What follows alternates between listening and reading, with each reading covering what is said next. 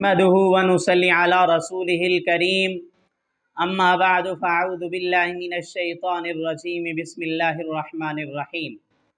آج کی اس ویڈیو کے اندر ہم بیان کریں گے کہ بچی کا نام، لڑکی کا نام آئی گل رکھنا کیسا ہے اور اس کا معنی کیا ہے اور یہ کس لغت کا، کس زبان کا لفظ ہے۔ اس کا جواب یہ ہے آئی گل یہ ترکی زبان کا لفظ ہے اور یہ دو لفظوں سے مشتق ہے، یعنی دو لفظوں سے بنا ہوا ہے۔ ایک لفظ ہے آئی اور دوسرا لفظ ہے گل۔ آئی کا معنی ہوتا ہے چاند اور گل کا معنی ہوتا ہے پھول۔